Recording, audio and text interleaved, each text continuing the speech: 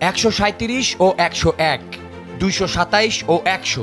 এই স্কোরবোর্ড দেখলে আপনার মনে হতে পারে এটি হয়তো 4 জন আলাদা ব্যাটারের করা রান, কিন্তু বাস্তবতা আপনাকে অবাক করতে বাধ্য, কারণ আধুনিক ক্রিকেটে এক অবিশ্বাস্য মাইলফলক স্পর্শ করেছেন নিউজিল্যান্ডের 2 ওপেনার টম ল্যাথম ও ডেভন কনওয়ে। ওয়েস্ট ইন্ডিজের বিপক্ষে সিরিজের 3য় টেস্টে তারা ব্যাট হাতে যা করেছেন তা এর আগে টেস্ট ক্রিকেটের সুদীর্ঘ ইতিহাসে কখনো দেখেনি বিশ্ব।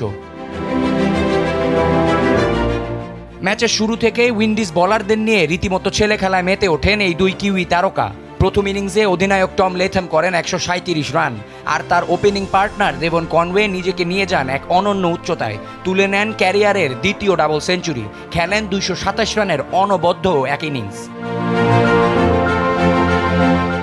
দ্বিতীয় ইনিংসে ল্যাথম আর কনওয়ে যেন সেই একই উদ্যমে ব্যাটিং শুরু করলেন। এবার ল্যাথমের ব্যাট থেকে এলো 101 এবং কনওয়ে করলেন ঠিক 100 রান, আর এর সাথেই রচিত হলো এক অমর ইতিহাস। টেস্ট ক্রিকেটের ইতিহাসে এই প্রথম কোনো ম্যাচে 2 ওপেনারই জোড়া সেঞ্চুরি করার অবিস্মরণীয় নজির গড়লেন।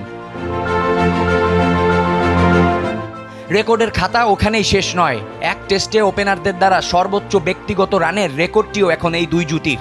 কনওয়ের 327 আর ল্যাথমের 238, সব মিলিয়ে এই 2 ওপেনারের ব্যাট থেকে এসেছে 565 রান।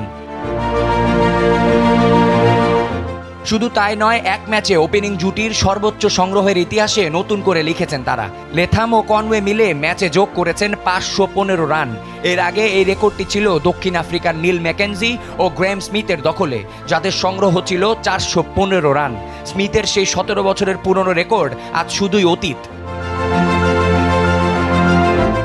এই 2 দুর্দান্ত ইনিংসের উপর ভর করে ওয়েস্ট ইন্ডিজকে 462 রানের পাহাড়সম লক্ষ্য দিয়েছে নিউজিল্যান্ড। কিউই ওপেনারদের এই ব্যাটিং প্রদর্শনী কেবল রেকর্ড বইয়ে নাম লেখায়নি, বরং টেস্ট ক্রিকেটকে দিয়েছে নতুন এক রোমাঞ্চ। আবিয়াজ ইরতেসাম, সময়ের আলো।